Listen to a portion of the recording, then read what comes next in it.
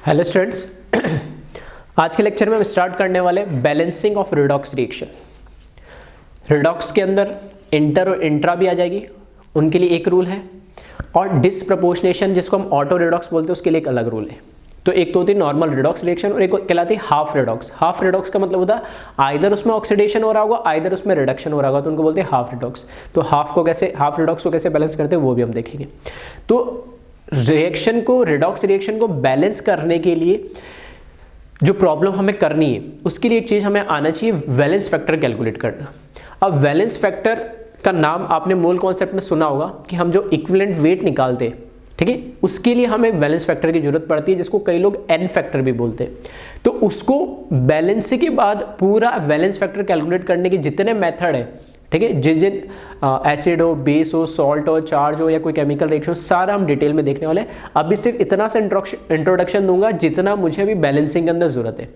ये टॉपिक होने के बाद पूरा बैलेंस फैक्टर को हम डिटेल में पढ़ेंगे, ठीक है। फिर से मैं बोल रहा हूँ, अभी सिर्फ उतना ही बता रहा हूँ जितनी हमें जरूरत है।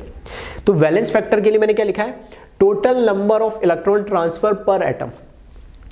एक मॉलिक्यूल के अंदर एक कोई भी केमिकल रिएक्शन दे रखी होगी, जरूरी नहीं वो केमिकल रिएक्शन पूरी हो, बैलेंस्ड हो या कुछ, हमारे सामने जो लिखा हुआ हम उसको उतना ही रीड करेंगे। अब उस रिएक्शन के अंदर रिएक्टेंट या प्रोडक्ट दे रखा होगा, तो रिएक्टेंट से प्रोडक्ट के अंदर जो ऑक्सीडेशन नंबर में चेंज आ रहा है वो पर एटम के लिए हमें कैलकुलेट करना है, ठीक है। तो total number of electron transfer पर एटम। तो अगर मुझे पता लग जाएगा total number of electron transfer कितने हो रहे हैं पर एटम के लिए, तो मुझे उसका बैलेंस फैक्टर भी पता लग जाएगा। कैसे? तो एक एग्जांपल से मैं स्टार्ट करता हूं इसको। फर्स्ट एग्जांपल में ले रहा हूं, मैंने मान लिया कि मेरे पास N2 दे रखा है और उससे मैंने बना लिया अमोनिया NH3।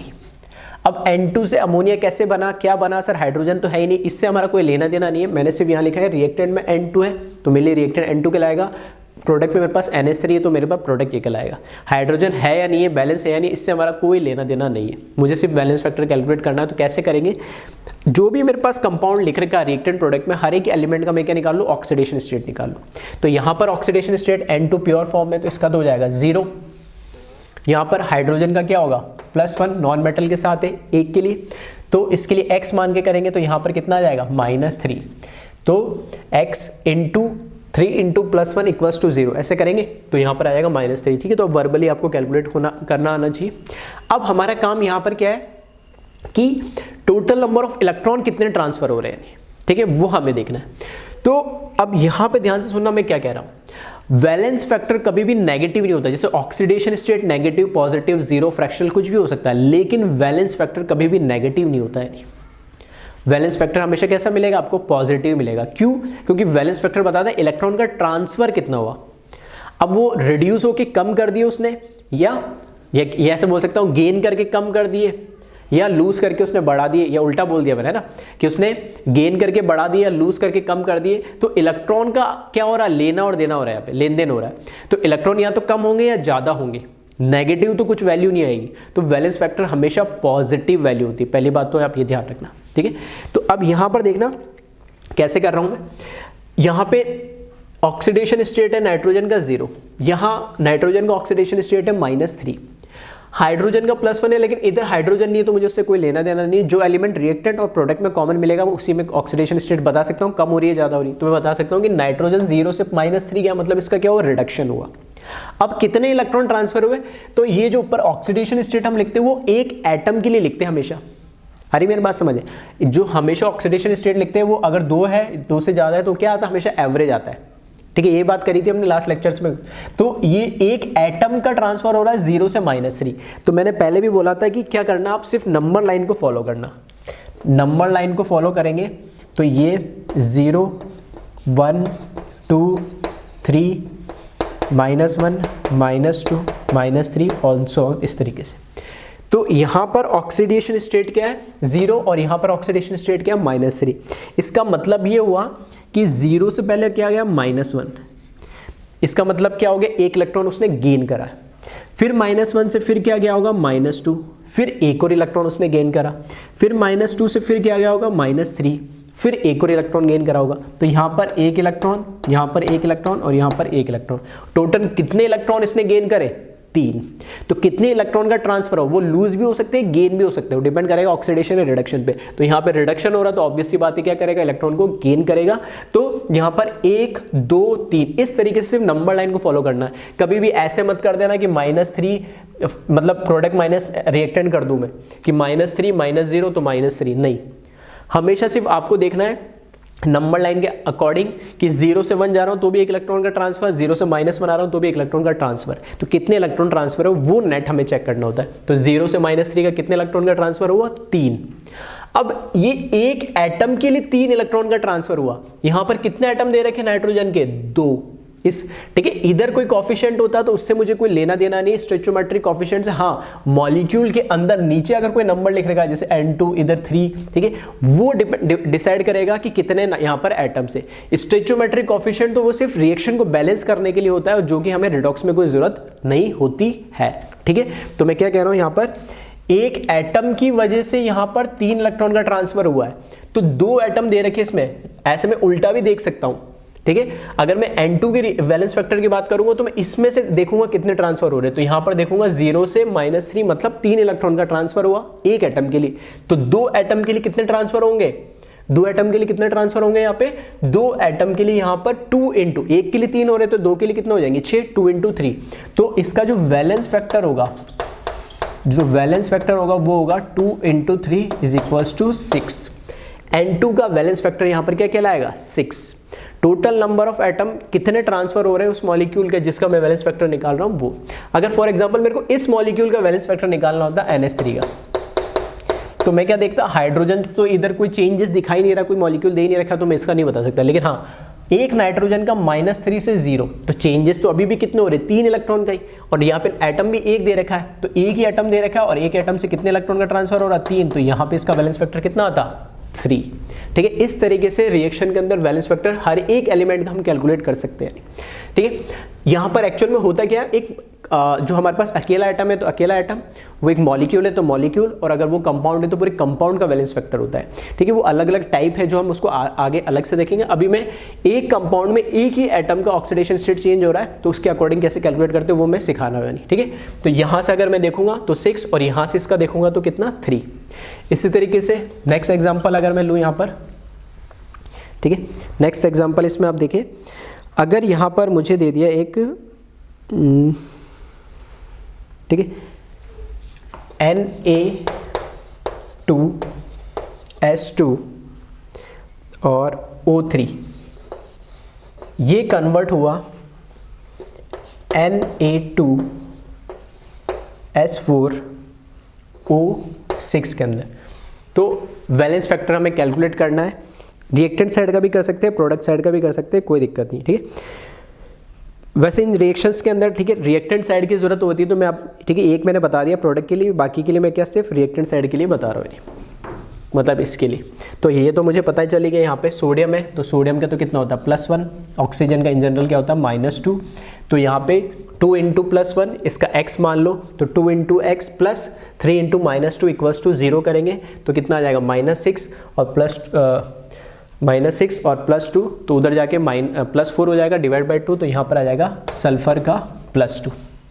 ठीक है, इसी तरीके से यहाँ पर भी प्लस इसका, यहाँ पर भी ये माइनस इसका, तो इसको कैलकुलेट करोगे तो -12 + 10 उधर जाएगा तो 10 / 4, तो ये आएगा 2.5 + 2.5 या 5/2 कुछ भी लिख सकते हैं। अब यहाँ देखेंगे तो Na का भी इधर प्लस है, इधर का भी प्लस है, इसमें कोई चेंज नहीं है।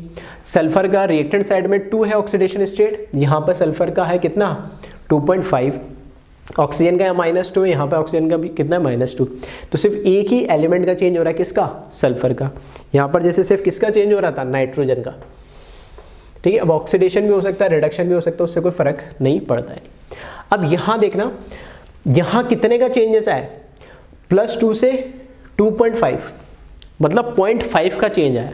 लेकिन ये 0.5 का जो चेंज आ रहा है वो किसके लिए आ रहा है, आएगा एक एटम की बात करता हूं मैं, और यहाँ पर कितने एटम दे रखे, सल्फर के 2, तो 2 × कर लेंगे यहाँ पे। तो इसका अगर जब वैलेंस फैक्टर निकालूंगा मैं, तो वैलेंस फैक्टर निकालूंगा तो 2 × 0.5 = कितना आ जाएगा, 1। आ रही बात समझ में।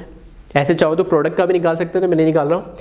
चेंजेस तो दोनों के में कितना मिलेगा, डिफरेंस कितने का आ रहा है, सिर्फ डिफरेंस देखा जाता है, कभी नेगेटिव पॉजिटिव नहीं। जैसे यहाँ डिफरेंस मैंने देखा था 0 और -3 में कितना 1 2 3 इलेक्ट्रॉन का, यहाँ पर देखोगे तो आप 2 और 2.5 में कितना 0.5 का, इधर से उधर जाओगे तो भी 0.5 का डिफरेंस होगा। अब इसका जब आपको वैलेंस फैक्टर निकालना होगा तो कितने एक सल्फर एटम के लिए 0.5 का डिफरेंस, तो 4 के लिए कितना होगा 0.5 × 4 तो कितना आ जाएगा 2। ठीक है, तो खैर मैं इसका नहीं निकाल रहा हूँ, सिर्फ रिएक्टेंट साइड के बता रहा हूँ आपको। नेक्स्ट एग्जाम्पल देखिए इसी के अंदर एक और, अगर आपको दे दिया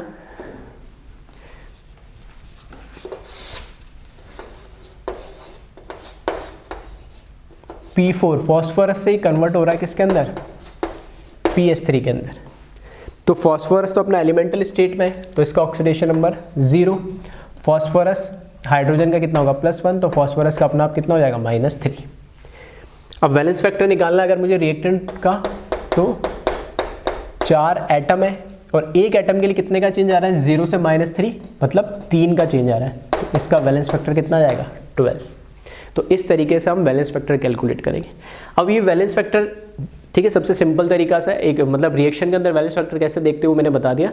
अब ये जो वैलेंस फैक्टर है हमें बैलेंसिंग में हेल्प करेगा। ठीक है, तो कैसे हेल्प करेगा, तो उसके लिए मैं रूल्स लिख रहा हूँ। उन रूल्स को जिस सीक्वेंस में मैं रूल्स लिख रहा हूँ उसी सीक्वेंस में बैलेंसिंग के स्टेप को फॉलो करना है। ऐसा नहीं मैंने 4 स्टेप लिखे तो मेरे को नहीं 4th स्टेप अच्छा लग रहा है तो पहला 4 स्टेप लगा दूंगा, नहीं। अगर मैंने स्टेप 1 लिखा है तो सबसे पहले वही स्टेप फॉलो होगा। अगर वो नहीं हो पा रहा तो फिर 2nd पे जाएंगे, फिर 3rd पे जाएंगे, 4th पे जाएंगे। ऐसा नहीं कि पहले हम 3rd पे चलेंगे फिर 1st पे चलेंगे, तो बैलेंसिंग कभी नहीं होगी। जिस सीक्वेंस में मैं रूल्स लिख रहा हूँ उसी सीक्वेंस में उसको क्या करना है, फॉलो करना है। ठीक है, तो एक बार इसको कॉपी करें फिर हम बैलेंसिंग देखते हैं इसमें।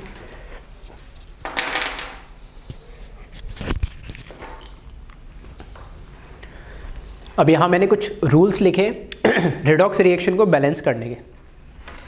तो रिडॉक्स रिएक्शन में आपको हमेशा ये ध्यान रखना है कि जो रिएक्शन दे रखी है वो कौन से मीडियम में दे रखी है, एसिडिक मीडियम में दे रखी है या बेसिक मीडियम में।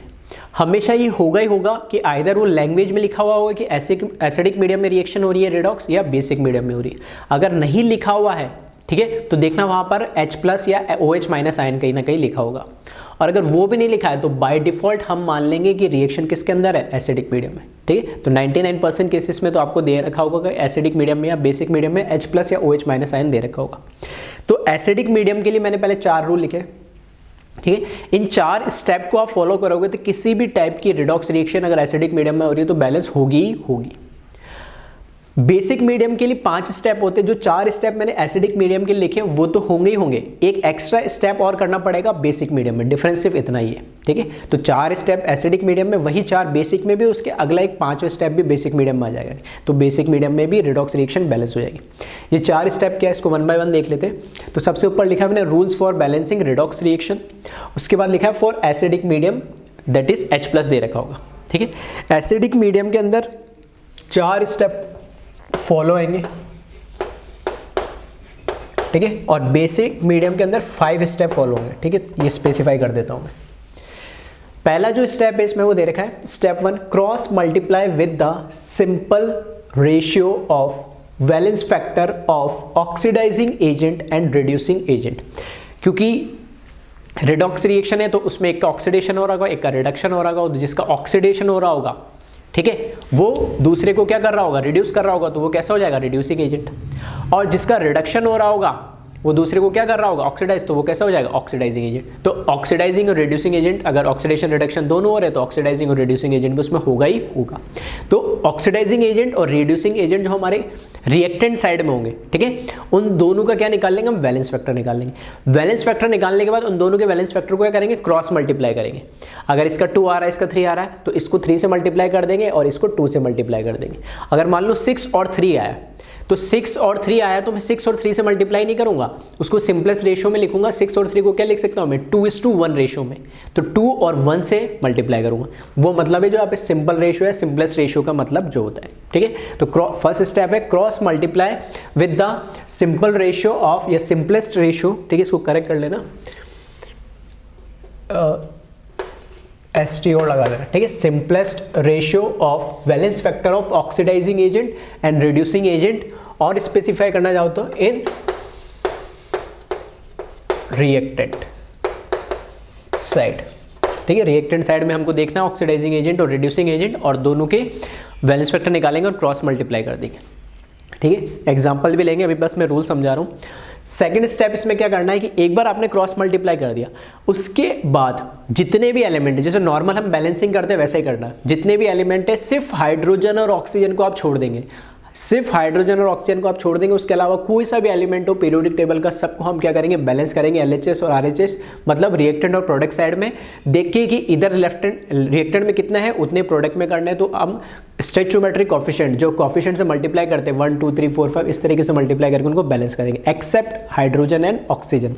तो वही लिखा है balance all atoms by multiplying with stoichiometric coefficient except oxygen and hydrogen. Oxygen और हाइड्रोजन को बैलेंस नहीं करना है, उसके अलावा जितने भी एलिमेंट है सबको हमको बैलेंस कर देना है स्टेप 2 में।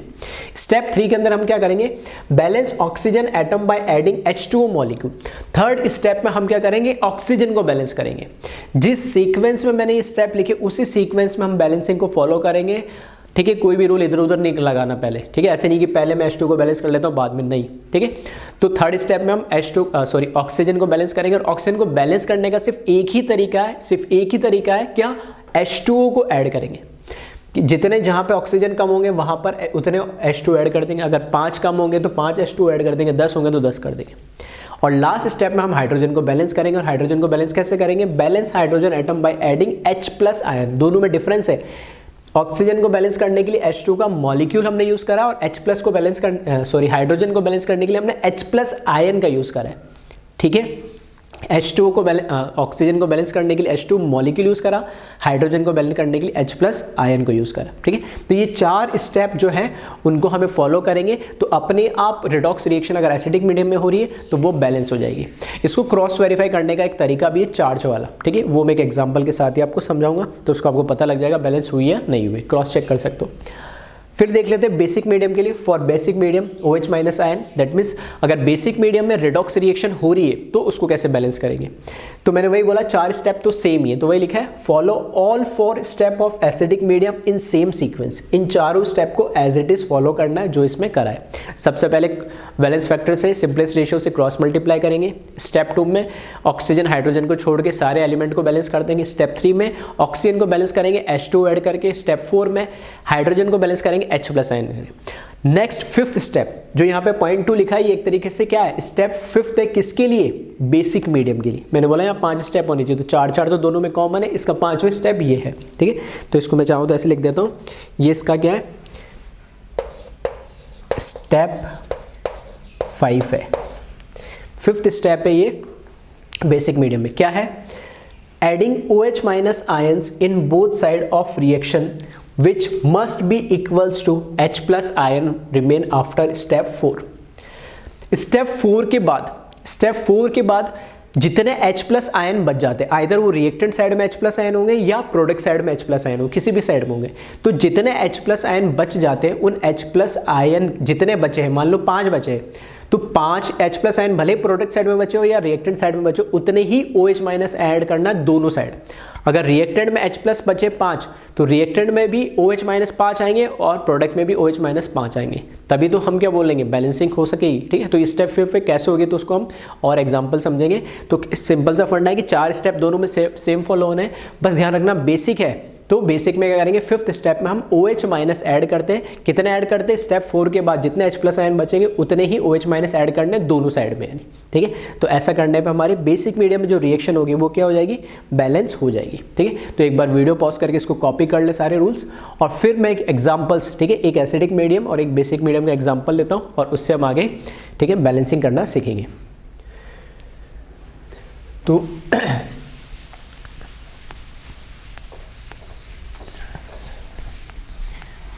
ठीक है, तो इनको लिख लेना रूल्स को पहले एक साथ, और फिर क्योंकि मैं एग्जांपल जब ले रहा हूँ तो इन एक एक रूल को बार बार बोलूँगा, ठीक है। तो देखते चलना, लिखे हुए होंगे तुम्हारे पास तो तुम उससे क्रॉस वेरीफाई कर सकते हो कि हाँ सही रूल चल रहा है या उस रूल का मतलब क्या है। हो सकता है अभी कुछ पॉइंट्स या कुछ जो मैंने जो स्टेप लिखे 4 या 5 इसके अंदर, वो स्टेप अभी भी किसी को कन्फ्यूजिंग हो, तो वहाँ एग्जाम्पल से आपको क्लियर हो जाएगा कि इस स्टेप का मतलब क्या था, इस स्टेप में कैसे क्या करना है।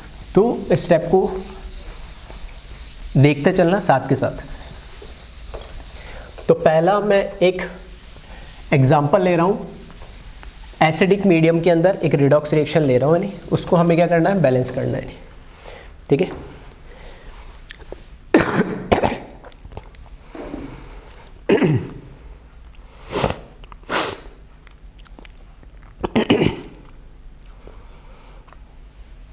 ठीक है, तो Cr2O7 -2 प्लस SO3 -2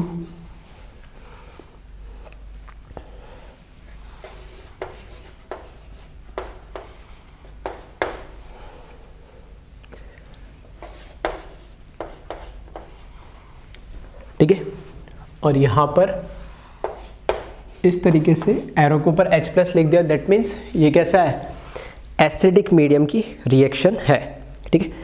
तो अब इसको हमें क्या करना है, बैलेंस करना है। तो एक बार इसको नोट कर ले।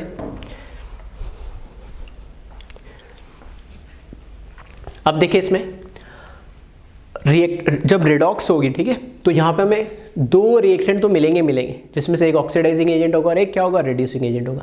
तो पहला स्टेप क्या कहता है, cross multiply with the simplest ratio of valence factor. तो पहले क्या करना पड़ेगा, मुझे वैलेंस फैक्टर, दोनों का वैलेंस फैक्टर निकालना पड़ेगा। उसको निकालने के लिए पहले मुझे क्या करना पड़ेगा, हर एक एलिमेंट का ऑक्सीडेशन स्टेट निकालना पड़ेगा, तभी मैं उसमें बता सकता हूँ कि कौन सा ऑक्सीडाइजिंग है और कौन सा रिड्यूसिंग एजेंट है, ठीक है। तो यहाँ पे देखें, ऑक्सीजन का हमें पता है क्या होता है, इन जनरल -2 होता है। ऑक्सीजन का ऑक्सीडेशन स्टेट क्या होता है, -2 होता है। तो क्रोमियम का x मान ले तो 2 × x 7 × -2 इक्वल्स टू ओवरऑल ये कैसा है, एनायन है, तो -2 आ जाएगा। तो कितना हो जाएगा, -14, उधर जाएगा तो +14, 14 - 2 कितना हो जाएगा, 12, 12 डिवाइड बाई 2 तो आ जाएगा 6। तो यहाँ पे क्रोमियम का ऑक्सीडेशन स्टेट है +6, ठीक है। जिसको नहीं समझ में आ रहा हो, क्रोमियम का x मानना, ऑक्सीजन का -2 मानना और कैलकुलेट कर लेना, इक्वल्स टू -2 करके नहीं। यहाँ सल्फर का मैं देखूँ तो ऑक्सीजन का इन जनरल फिर से क्या होता है, -2 होता ही है। सल्फर का कैलकुलेट करना है तो इधर हो जाएगा -6, उधर जाएगा तो 6 - 2 +4, सल्फर का ऑक्सीडेशन स्टेट आ जाएगा +4, ठीक है। फिर यहाँ पे सल्फर ऑक्सीजन का फिर से कितना होगा, -2 ही होगा। और यहाँ पर सल्फर का जब कैलकुलेट करोगे तो -8, उधर जाएगा तो +8 - 2 तो हो जाएगा +6। फिर क्रोमियम को तो करने की जरूरत नहीं है, इसमें पहले से 4 दे दिया, क्रोमियम पे +3, दैट मीन उसका ऑक्सीडेशन स्टेट है +3। अब देखिए यहाँ पे क्रोमियम +6 से क्रोमियम +3 में जा रहा है, मतलब क्या हो रहा है, क्रोमियम रिड्यूस हो रहा है। फिर ऑक्सीजन तो -2 ऑक्सीजन में कोई चेंज नहीं है। सल्फर में देखें तो +4 से यहाँ पे +6 में चला गया, तो ये ऑक्सीडाइज हो रहा है। तो क्रोमियम तो रिड्यूस हो रहा है और सल्फर क्या हो रहा है, ऑक्सीडाइज हो रहा है। तो जो रिड्यूस हो रहा है वो तो ऑक्सीडाइजिंग एजेंट हो जाएगा और जो ऑक्सीडाइज हो रहा है वो क्या हो जाएगा, रिड्यूसिंग एजेंट है। तो हमें ये खैर इसमें कोई ज़रूरत नहीं है कि रिड्यूसिंग एजेंट कौन सा, ऑक्सीडाइजिंग एजेंट कौन सा, बस समझाने के लिए मैंने आपको बता दिया। तो अब हमारा काम क्या है, इसमें वैलेंस फैक्टर कैलकुलेट करेंगे हम इसका। एक क्रोमियम से ये ऑक्सीडेशन स्टेट किसका बताता है, एक एटम का। तो एक क्रोमियम का +6 है, वो किस में कन्वर्ट हो रहा है, +3 में क्रोमियम। तो कितने का चेंज आ रहा है, 6 और 3 के अंदर कितने का डिफरेंस है, 3 का, मतलब एक एटम में कितने का चेंज है, 3 का। तो यहाँ पे क्रोमियम कितने दे रखे, 2। तो यहाँ पर 2 एटम और एक एटम के लिए 3 का चेंज, तो 6, ठीक है, 6 वैलेंस फैक्टर आएगा इसका। ऑक्सीजन में तो कोई चेंज नहीं आ रहा, तो यहाँ कुछ करने की जरूरत नहीं है। सल्फर के लिए देखें तो सल्फर +4 से कहा जा रहा है +6, कितने का चेंज आ रहा है, 2 का चेंज आ रहा है। और इधर एक ही एटम दे रखा है, तो कितना हो जाएगा, इसका वैलेंस फैक्टर आ जाएगा 1, एक ही एटम है और एक में 2 का चेंज आया, तो इसका वैलेंस फैक्टर हो जाएगा 2। तो ये मैंने निकाल लिया वैलेंस फैक्टर, इसका 6 आया, इसका 2 आया, क्योंकि मुझे सिंपलेस्ट रेशियो चाहिए, ठीक है। तो वैलेंस फैक्टर का सिंपलेस्ट रेशियो मुझे चाहिए, तो सिंपलेस्ट रेशियो इसका क्या हो जाएगा, इसका 6:2, तो इसको क्या मैं लिख सकता हूँ, 3:1 लिख सकता हूँ, ठीक है। तो यही तो मैंने बताया था। अब इसको मुझे क्या करना है, क्रॉस मल्टीप्लाई करना है। क्रॉस मल्टीप्लाई मतलब इसको 3 से मल्टीप्लाई कर देंगे और इसको 1 से मल्टीप्लाई कर देंगे, ये इसका मतलब था पहले स्टेप का, ठीक है। तो पहले स्टेप में बहुत सारी चीज़ होगी। सबसे पहले तो मुझे क्या करना है, हर एक एलिमेंट का ऑक्सीडेशन स्टेट इसलिए निकालना था क्योंकि मुझे पता लग सके कि किसका ऑक्सीडेशन हो रहा है, किसका रिडक्शन हो रहा है, ठीक है। उसके बाद उससे मुझे पता लग जाएगा कि वैलेंस फैक्टर क्या होगा। ठीक है, दोनों का मैंने क्या निकाला, वैलेंस फैक्टर निकाला और उनके वैलेंस फैक्टर को सिंपलेस्ट रेशियो में लिया। 6 से करोगे 2 से करोगे तो भी कोई फर्क नहीं पड़ता, लेकिन बाद में उसको आपको कैंसिल आउट तो करना ही पड़ेगा। ठीक है, तो यहाँ पे 3:1 लिख दिया मैंने। अब इसको 1 से मल्टीप्लाई करेंगे, इसको 3 से, तो क्या था पहले स्टेप, क्रॉस मल्टीप्लाई। ठीक है, cross multiply with the simplest ratio of valence factor of oxidising and reducing agent in the reactant side, तो वही कर रहे हैं। तो अब मैं स्टेप 1 लिख रहा हूं यहाँ पे, तो यहाँ पर ये है मेरा स्टेप 1। स्टेप 1 में मैंने क्या करा, यहाँ पर लिखा, इसको 1 से मल्टीप्लाई करेंगे तो यहाँ पर आ जाएगा। ठीक है, 1 से मल्टीप्लाई करा इसको तो ये आ जाएगा Cr2O7 प्लस इसको कितने से मल्टीप्लाई करा हमने, 3 से, तो 3SO, सॉरी यहाँ पे -2 भी लगा देना, 3SO3 -2। ठीक है, एसिडिक मीडियम है, मतलब मुझे पता लग गया 4 स्टेप फॉलो होने। फिर SO4 -2 प्लस क्रोमियम +3, ये हो गया स्टेप 1। स्टेप 2 में क्या करना है हमें, ऑक्सीजन और हाइड्रोजन को छोड़ के बाकी सारे एलिमेंट को बैलेंस करना है। तो कौन कौन से एलिमेंट है मेरे पास, क्रोमियम है और सल्फर है, उसके अलावा तो और कोई एलिमेंट नहीं, तो इनको बैलेंस करना है। तो स्टेप 2 देखें इसमें, तो स्टेप 2 में ये 1 से मल्टीप्लाई करोगे तो कोई फर्क ही नहीं पड़ता। अब इसमें जब बैलेंस करोगे स्टेप 2 में, क्योंकि रिएक्टेंट साइड तो हमने क्या करा, वैलेंस फैक्टर के सिंपलेस्ट रेशियो से मल्टीप्लाई कर दिया, तो कभी भी इनको बैलेंस करने की जरूरत मत करना। ये जो दे रखे उनके अकॉर्डिंग प्रोडक्ट साइड में उनको बैलेंस करने की कोशिश करना, क्योंकि इनको तो हमने क्या करें, इनके कोफिशिएंट तो हमने क्या करे एक तरीके से फिक्स कर दिए। तो ये 1 लिखा तो 1 से मल्टीप्लाई करोगे तो भी ये आएगा, तो उसमें मैंने एज इट इज लिख दिया, प्लस यहाँ पर आ जाएगा 3 × SO3 -2। ठीक है, स्टेप 2 क्या है, ऑक्सीजन हाइड्रोजन को छोड़ के बाकी सारे एलिमेंट को बैलेंस करना है। तो बाकी सारे एलिमेंट को बैलेंस करने के लिए रिएक्टेंट साइड में कोई कोफिशिएंट से मल्टीप्लाई करने की जरूरत नहीं, क्योंकि वो ऑलरेडी हम कर चुके इनके बैलेंस फैक्टर से। तो कहाँ करना पड़ेगा हमें, प्रोडक्ट साइड में। तो यहाँ से देखिए सल्फर आ रहा है पहले, तो इधर कितने सल्फर है, 3, तो इधर भी सल्फर 3 करने, तो इसको 3 से मल्टीप्लाई कर देते। तो यहाँ पर मैंने लिखा 3। ठीक है, येलो चौक से मैं इसलिए लिख रहा हूँ कि जो स्टेप सेकंड स्टेप में जो चेंज आ रहा है वो आपको दिखे, इसलिए। तो ये मैंने क्या करा, 3 से मल्टीप्लाई करा, तो 3SO4 -2, मतलब इस स्टेप में मैंने क्या करा, ये कोफिशिएंट लगा, इसका मतलब ये। फिर यहाँ पे क्रोमियम 1 है, रिएक्टेंट में क्रोमियम कितने हैं, 2 है। ठीक है, तो मेरे को 2 करने हैं, तो यहाँ पे क्या करना पड़ेगा, इसको 2 से मल्टीप्लाई करना पड़ेगा, तो +2 और यहाँ पर आ जाएगा क्रोमियम +3। ठीक है, जो लिखा है उसको एज इट इज लिखा रहने दो, उसमें कोई परेशान होने की जरूरत नहीं है आपको। पहले स्टेप में क्रॉस मल्टीप्लाई करा वैलेंस फैक्टर के सिंपलेस्ट रेशियो में। सेकंड स्टेप में हमने क्या करा, ऑक्सीजन और हाइड्रोजन, तो हाइड्रोजन तो इसमें है ही नहीं, ऑक्सीजन को छोड़ दिया, फिर तो बाकी एलिमेंट क्या बचा, क्रोमियम और सल्फर, तो उसको बैलेंस कर लिया। तो यहाँ पे 2 क्रोमियम है, तो यहाँ पे भी 2 क्रोमियम आ गए, यहाँ पे 3 सल्फर है, तो यहाँ पे भी 3 सल्फर आ गए। रिएक्टेंट साइड में कोई चेंजेस नहीं करने, क्योंकि वो हमने क्रॉस मल्टीप्लाई करके उनको फिक्स कर दिया। तो कहाँ चेंज करना है, प्रोडक्ट साइड में। अब आ जाओ स्टेप 3। स्टेप 3 का मतलब क्या है, स्टेप 3 का मतलब ये है कि हमें, ठीक है, हमें ऑक्सीजन को बैलेंस करना है। और ऑक्सीजन को बैलेंस कैसे करेंगे हम, H2O मॉलिक्यूल ऐड करके। तो यहाँ पे ऑक्सीजन काउंट कर ले, इधर है मेरे पास 7 ऑक्सीजन और इधर 3 × 3 कितना हो गया, 9। 9 और 7 कितने हो जाएंगे, 16। तो रिएक्टेंट साइड में 16 ऑक्सीजन, यहाँ काउंट कर ले, यहाँ पे 4 × 3, यहाँ पर कितनी हुई, 12। तो यहाँ पे 16 है रिएक्टेंट साइड में, प्रोडक्ट साइड में कितनी, 12। तो कमी कहाँ पर है, प्रोडक्ट साइड में। तो प्रोडक्ट साइड में 4 H2 मॉलिक्यूल हम ऐड कर देंगे। ठीक है, तो यहाँ पर स्टेप 3 में हम ऑक्सीजन को बैलेंस कर रहे हैं, और कैसे बैलेंस कर रहे हैं, वहाँ पर H2 मॉलिक्यूल ऐड करके। ठीक है, तो बाकी चीज़ मैं एज इट इज़ लिख रहा हूँ ये। अब यहाँ पे ऑक्सीजन की 4 की कमी है, तो प्लस मैंने क्या करा, प्लस 4 H2O मैंने यहाँ पर ऐड कर दिया। अब जैसे ही 4 H2 ऐड करा तो ऑक्सीजन तो बैलेंस हो गया, लेकिन अभी तक हाइड्रोजन हमारे इस रिएक्शन में था ही नहीं, लेकिन H2 को ऐड करते ही अब हाइड्रोजन की एग्जिस्टेंस आ गई। तो अब लास्ट स्टेप में हमें करना भी क्या होता है, हाइड्रोजन को तो बैलेंस करना होता है। तो हाइड्रोजन को बैलेंस करना है, तो यहाँ पे तो कोई हाइड्रोजन है ही नहीं, यहाँ पर देखेंगे तो हाइड्रोजन यहाँ पर आया, कितने हाइड्रोजन आया 8। तो 8 हाइड्रोजन को आपको क्या करना है, बैलेंस करना है 8 हाइड्रोजन को।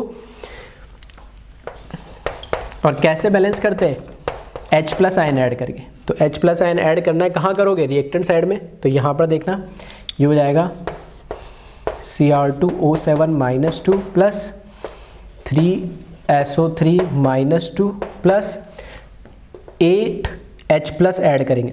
कितना ऐड करेंगे 8, क्योंकि हाइड्रोजन को बैलेंस करने के लिए हमें क्या लेना पड़ेगा, H+ लेना पड़ेगा, और कितने 8।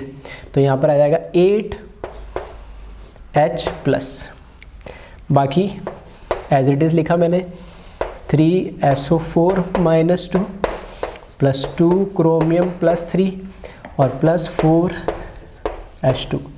ठीक है, जो स्टेप लिखे उन्हीं को मैं क्या कर रहा हूँ, बस फॉलो करते जा रहा हूँ। अब मैंने बोला एसिडिक मीडियम में 4 स्टेप फॉलो होंगे, 4 स्टेप में रिएक्शन कैसे हो जाएगी, बैलेंस हो जाएगी। ठीक है, तो ये बैलेंस रिएक्शन है या नहीं है, तो इसको क्रॉस वेरीफाई कर सकते हैं। कैसे करते हो बताता हूँ, पहले हम चेक कर लेते हैं। इन जनरल 2 क्रोमियम है, यहाँ पे भी 2 क्रोमियम है, यहाँ पे 7 ऑक्सीजन 7, और यहाँ पर कितने हो गए 3 3 या 9, 9 और 7 16। तो यहाँ पर भी देख ले 4 3 या 12 और 4 कितनी हो जाएगी 16। फिर सल्फर चेक कर ले तो 3 सल्फर है यहाँ पर, और यहाँ पे भी कितनी है 3 सल्फर है। हाइड्रोजन चेक कर ले तो यहाँ पे हाइड्रोजन 8 है और यहाँ पर भी 8 है, मतलब एटम्स तो सारे बैलेंस है।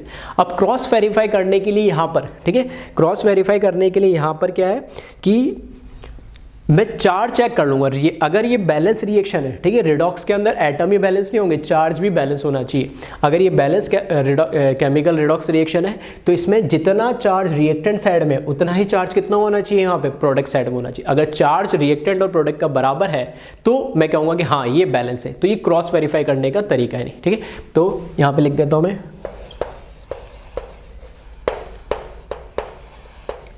क्रॉस वेरीफाई कैसे करेंगे हम, चार्ज से, यानी ठीक है, cross verify by charge on both side.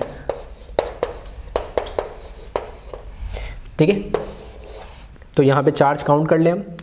देखना Cr2O7 इस पूरे पे कितना चार्ज है -2। तो मैंने यहां लिखा, इस तरीके से चाहो तो आप लिख सकते हैं, charge on reactant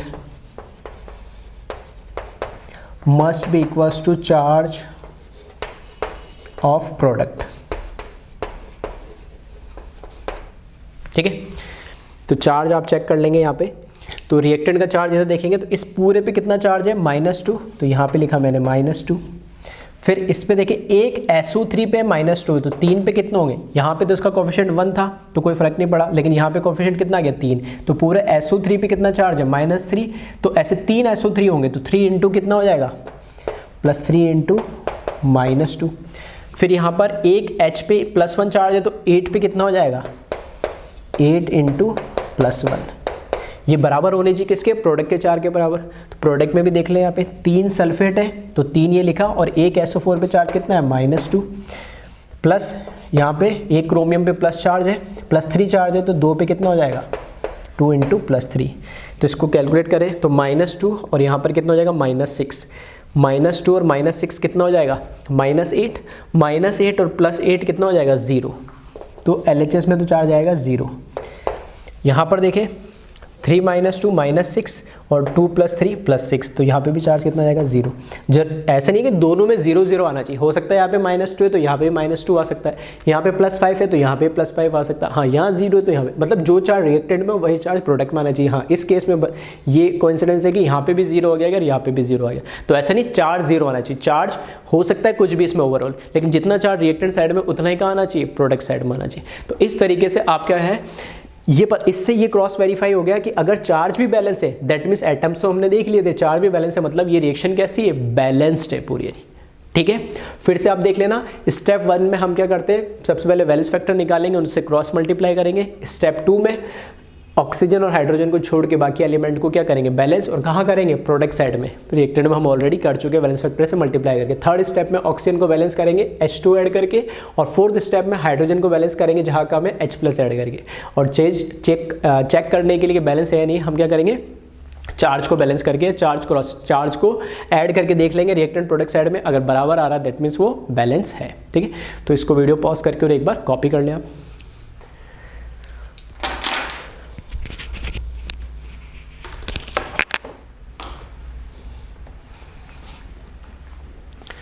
next example देखें। अब की बार रेडॉक्स रिएक्शन ले रहा हूँ मैं किसके अंदर, बेसिक मीडियम में। कैसे पता लगा, यहाँ लिखा OH-, क्या हो सकता है OH- इस साइड भी लिखा हो या लैंग्वेज में लिख दिया हो बेसिक मीडियम में। ठीक है, तो अब देखिए इसमें, अब जल्दी से पहले हम क्या करें, हर एक एलिमेंट के, क्योंकि 4 स्टेप तो सेम ही है, तो हर एक एलिमेंट के लिए चाहो तो वीडियो पॉज करके 4 स्टेप तो आप खुद से कर सकते हो नहीं। ठीक है, तो फिर क्रॉस चेक कर लेना सही कर पा रहे हो या नहीं कर पा रहे हो। ठीक, तो मैं स्टार्ट कर रहा हूँ। तो सबसे पहले क्या करें, हर एक एलिमेंट का ऑक्सीडेशन स्टेट निकालें। तो यहाँ MnO4 माइनस दे रखा है, तो ऑक्सीजन का तो -2 होता ही है। इसका x मान के करेंगे तो ये कितना आ जाएगा, +7। ठीक है, x × 4 × -2 = -1। तो यहाँ पर आएगा +8, उधर जाएगा -8, उधर जाएगा तो +8 +8 -1 तो आएगा +7। ब्रोमीन का माइनस दे ही रखा है इसमें, यहाँ पे देख लिया आप। यहाँ पे फिर से ऑक्सीजन का -2 होता है, और यहाँ पर कितना आएगा, ब्रोमीन का x मान के करोगे तो 3 × -6, उधर जाएगा तो +6 और एक -1 तो ये हो जाएगा +5। ठीक है, फिर यहाँ पर देख लें MnO2 का वापस से ऑक्सीजन का तो -2 और न्यूट्रल कंपाउंड है तो x × 2 × -2 = 0। तो यहाँ पर आ जाएगा Mn का +4। अब चेक कर ले, मैंगनीज का यहाँ +7 से +4 रिडक्शन हो रहा है, कितने का चेंज आ रहा है, 3 का। और एक ही एटम के लिए यहाँ पे, तो वैलेंस फैक्टर की अगर मैं बात करूँ तो यहाँ पे एक ही एटम है और 7 और 4 में कितने का डिफरेंस है, 3 का। तो इसका वैलेंस फैक्टर आ जाएगा 3। इसके लिए अगर हम बात करें, ब्रोमीन का -1 है और ब्रोमीन का यहाँ कितना आ गया, +5। तो बताए कितने का चेंज है।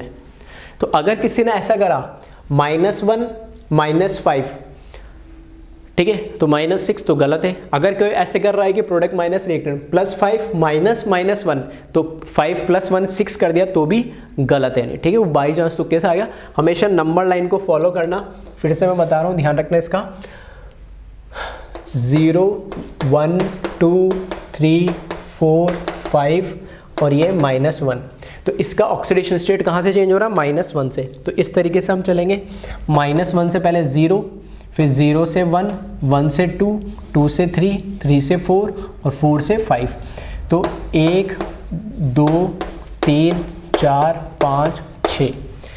ठीक है, तो पहले नेगेटिव से कहाँ आएंगे, 0 पे, और 0 से फिर कहाँ जाएंगे, पॉजिटिव में। तो कितना, 6 इलेक्ट्रॉन का चेंज आ रहा है नहीं। ठीक है, मैं बार बार इसलिए चेंज बोल रहा हूँ, डिफरेंस नहीं बोल रहा हूँ। ठीक है, तो यहाँ पे वैलेंस फैक्टर जब मैं इसका देखूंगा तो ये आ जाएगा, एक ही एटम है यहाँ पे ब्रोमीन, और कितने का चेंज आ रहा है, 6 इलेक्ट्रॉन का। तो यहाँ पे इसका वैलेंस फैक्टर कितना आ जाएगा, 6। क्लियर है। अब आ जाए आगे, स्टेप 1 लिखते हैं पहले इसके अंदर। स्टेप 1 सेम ही है, cross multiply with the valence factor. तो इसको 3 से करेंगे, इसको 6 से करेंगे, लेकिन सिंपलेस्ट रेशियो और करेंगे इसका, तो वापस से यहाँ पे क्या आ जाएगा, सिंपलेस्ट रेशियो इसका। ठीक है, 3 6 की जगह क्या आ जाएगा, 1:2 आ जाएगा, सेम जैसे लास्ट केस में था। तो लिख लेना इसमें, सिंपलेस्ट रेशियो इसका है यहाँ पे। ठीक है, इसका 3 है और इसका कितना 6 है, तो कितना हो जाएगा, 1:2 हो जाएगा। दैट मीन्स इसको 1 से मल्टीप्लाई करेंगे और इसको 2 से मल्टीप्लाई करेंगे। ठीक है, ऐसा कुछ था लास्ट एसिडिक मीडियम वाले में भी। तो इसमें लिख लेंगे स्टेप 1।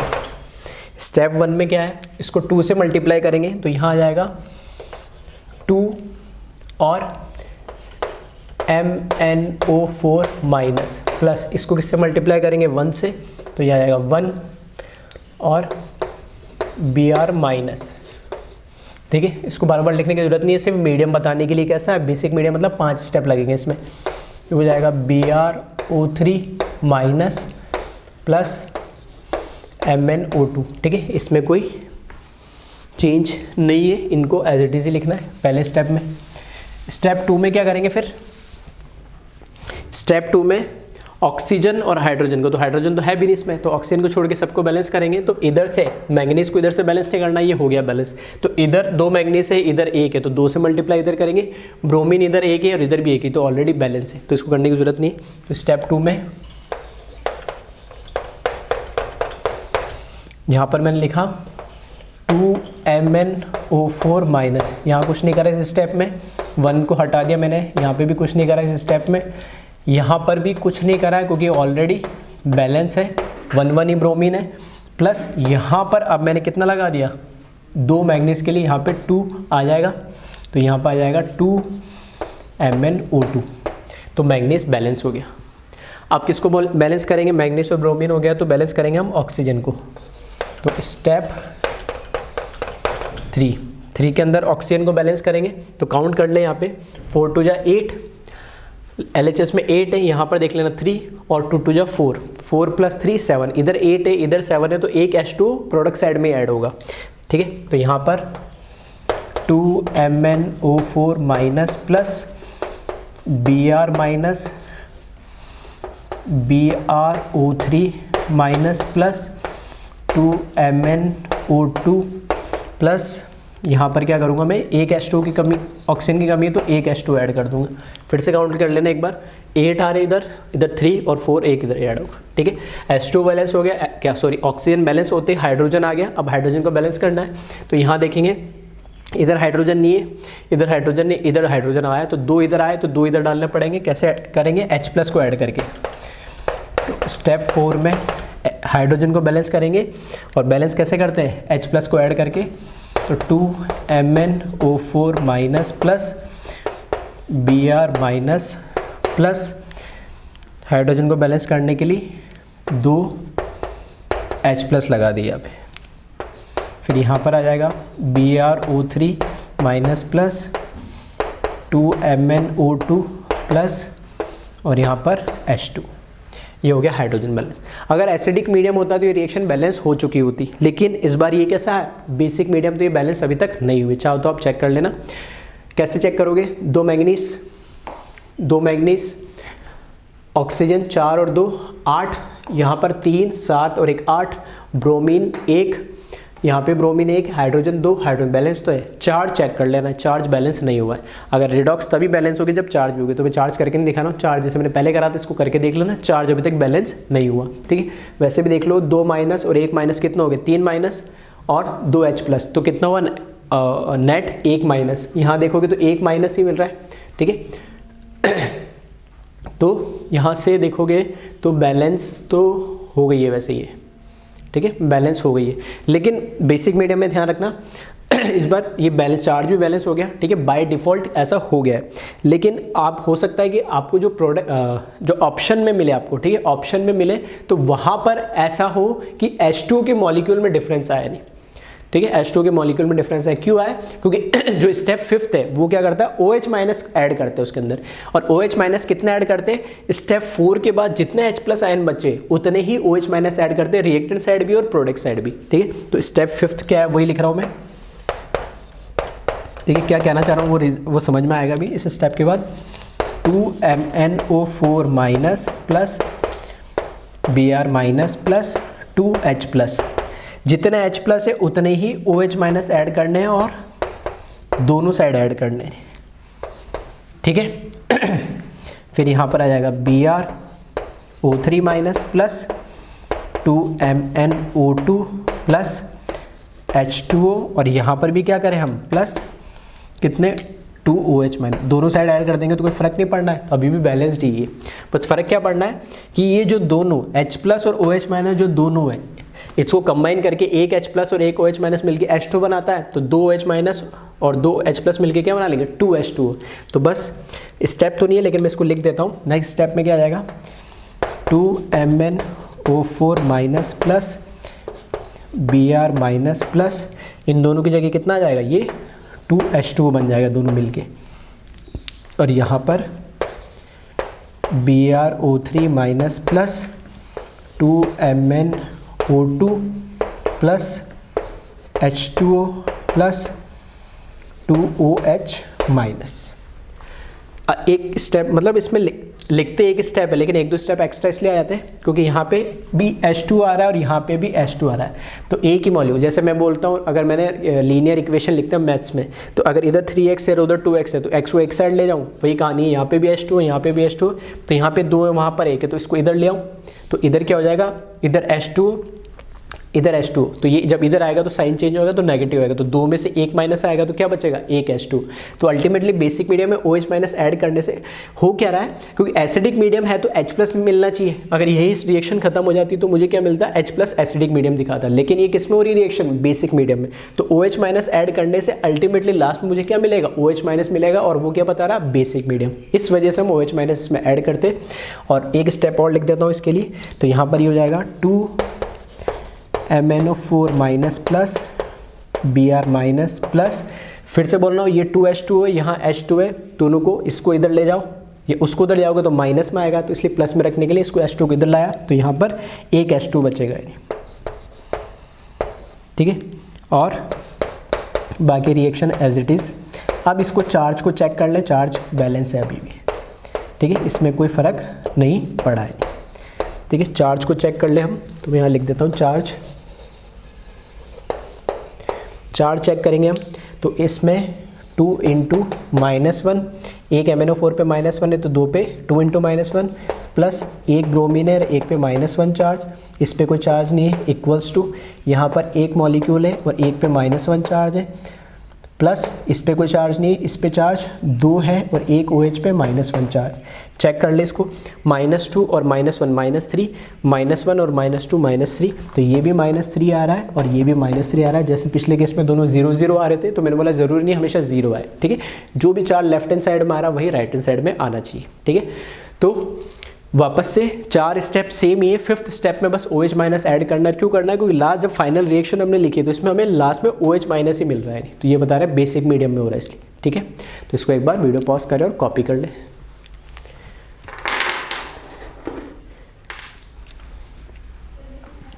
नेक्स्ट आइए अब डिसप्रपोर्शनेशन रिएक्शन कैसे बैलेंस करेंगे उसकी हम बात करेंगे।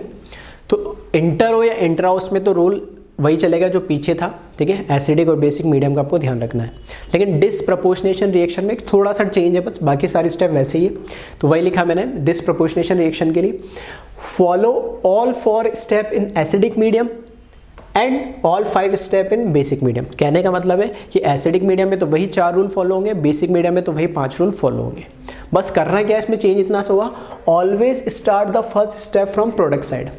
हम क्या करते थे, फर्स्ट स्टेप में simplest ratio of valence factor से क्रॉस मल्टीप्लाई करते थे, कहाँ, रिएक्टेंट साइड में। लेकिन ये काम कहाँ से करना है हमको, प्रोडक्ट साइड में। तो पहला स्टेप जो है प्रोडक्ट साइड से स्टार्ट होगा, बाकी सारे स्टेप एज इट इज चलेंगे।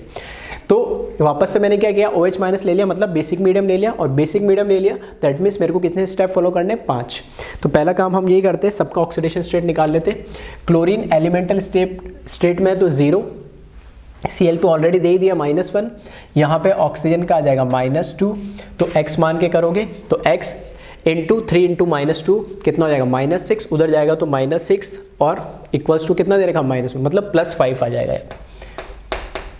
तो ठीक है, x into 3 into -2 equals to -1, तो -6 हो जाएगा +6 और -1 तो +5 आ जाएगा। ऑक्सीडेशन स्टेट हमने निकाल लिए। वैलेंस फैक्टर की अगर हम बात करें, डिसप्रपोर्शनेशन है मतलब क्लोरीन का ही, ठीक है। मैंने बोला दोनों साइड से निकाल सकते हैं। अगर मेरे को इससे निकालना है तो क्लोरीन -1 से कहा जा रहा है 0, तो एटम तो एक ही दे रखा, कितने का चेंज आ रहा है, 1 का। तो वैलेंस फैक्टर की अगर मैं बात करूं तो एक ही एटम है और एक ही का चेंज है, -1 से कहाँ जा रहा है, 0। इस तरीके से देखना है, जिसका वैलेंस फैक्टर निकालना उसके अपोजिट साइड। तो रिएक्टेंट से प्रोडक्ट भी निकाल सकते हैं, प्रोडक्ट से रिएक्टेंट भी, क्योंकि मुझे प्रोडक्ट की जरूरत है इसलिए मैं प्रोडक्ट साइड से देख रहा हूँ। इसी तरीके से क्लोरीन देखेंगे तो +5 से कहाँ जा रहा है, 0, तो कितने का चेंज आ रहा है, 5 का। तो इसका वैलेंस फैक्टर कितना हो जाएगा,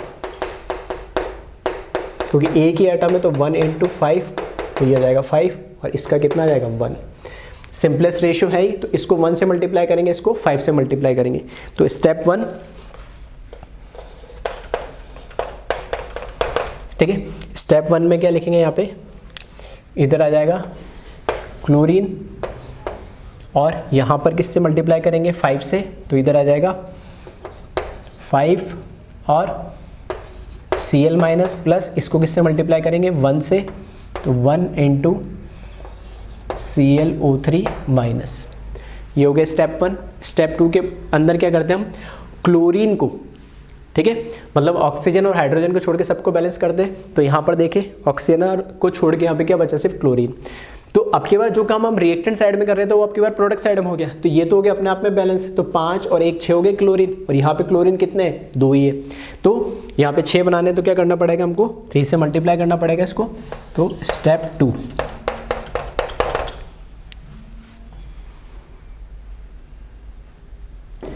ठीक है।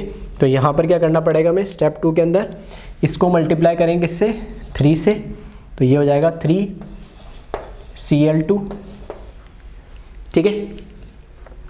और ये 5Cl माइनस प्लस ये हो जाएगा ClO3 माइनस। क्लियर है।